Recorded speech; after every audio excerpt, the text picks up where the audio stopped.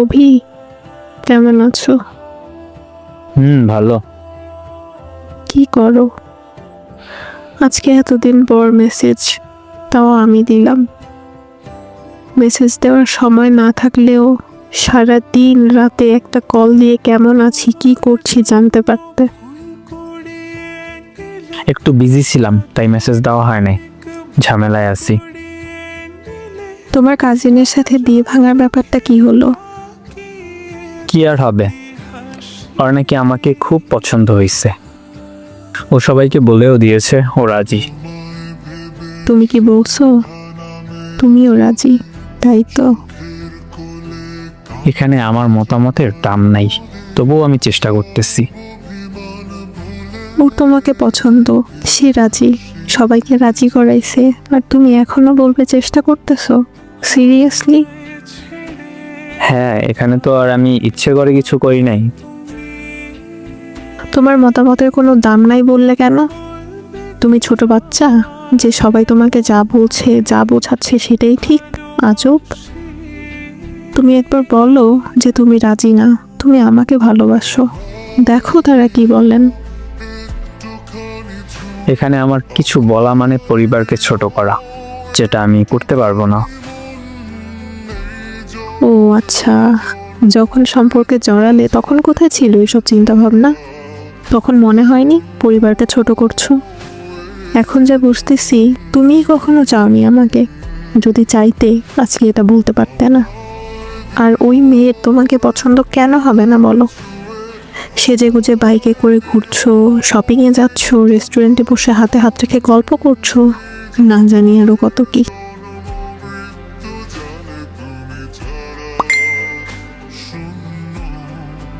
কি করছো বলো তো? মেসেজের রিপ্লাই তাড়াতাড়ি দেওয়া যায় না? তুমি যা ভাবছো সেটাই। আমি খারাপ, সব দোষ আমার। এবার খুশি? দোষ বা খারাপ কই থেকে আসলো এখানে? আমি কখন বললাম এসব? তুমি যদি এমনই সিদ্ধান্ত নিবে তাহলে এতদিন পরে কেন?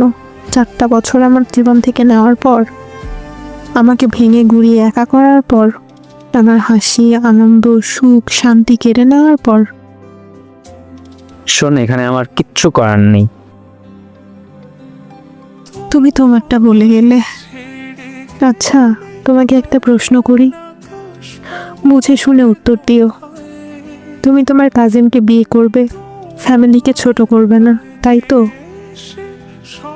আমি ঠিক কি করব বলো তো?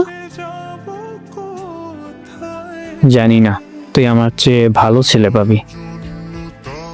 কত সহজে বলে দিলে। এত সহজ ভালোবাসার মানুষকে ছেড়ে দেওয়া? ওই মেয়ের সাথে কথা বলো। এসব শুনতে ভালো লাগছে না, আমাকে একটু ভালো থাকতে দে। আর হ্যাঁ, ওর সাথে কথা হয়, আর এখনো কথা বলছি। অভি, আমি তোমাকে অনেক ভালোবাসি, আমাকে ছেড়ে যেও না প্লিজ। আমি না তোমাকে ছাড়া থাকতে পারবো না, আমার দম বন্ধ লাগছে তুমি ওই মেয়ের সাথে কথা বলছো শুনে। আমি পাগল হয়ে যাব। আমি মরে গেলে কি তুমি শান্তি পাবে? কি সমস্যা? সমস্যা ওই মেয়ে। ওই মেয়ে তোমাকে মিথ্যা মোহে বেঁধেছে, তাই তুমি আমাদের ভালোবাসা দেখতে পাচ্ছ না। আমাকে ছাড়া তুমি ভালো থাকতে পারবে না। তোমার রাগী মেজাজ, একটুতে চিল্লাচিল্লি স্বভাব, মিনিটে মিনিটে পাগলামি, আমি ছাড়া কেউ বুঝবে না। মোহে পড়ে গেছো তুমি, যা ভুল। আর এই এক ভুল বারবার করো তুমি। পাগলামি কইরো না। তুমি আমাকে পাগল বানায় ফেলছো। অভি, প্লিজ বোঝো, আমাকে একা করে দিও না। তোমাকে ছাড়া যে আমি অসহায়। শোনো, কেউ কাউকে ছাড়া অসহায় না। কিছুদিন হয়তো খারাপ লাগবে, পরে নিজেকে ঠিক করে নিতে পারবে। এভাবে ভেঙে পড়ো না। আমরা নিব্বা নিব্বি না, বা তুমি আমার টাইম পাস না যে আজকে ভুলে যেতে বলবা আমি কালকে ভুলে যাব। তুমি আমার জীবনের একটা বড় অংশ, যা আমি চাইলেও ফেলে দিতে পারবো না। তুমি একটা মেয়ের মোহে পড়তেছো আবার। তুমি আমার সাথে কথা বলো, আমি সব বুঝিয়ে বলছি। এক কথা বারবার কেন বলতেছো? ভালো লাগছে না আমার। আমার সাথে কথা বলো, মেসেজের রিপ্লাই দাও একটু তাড়াতাড়ি, আমি সব বুঝিয়ে দিচ্ছি তোমাকে। অভি, প্লিজ রিপ্লাই দাও।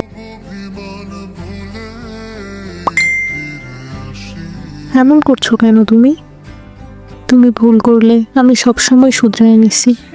আমাকে একটু সময় দাও, আমি তোমার ভুলগুলো ভেঙে দিই। মেসেজের উত্তর একটু তাড়াতাড়ি দিলে কি হয়? আমি যে তোকে রিপ্লাই দেই এইটাই বেশি।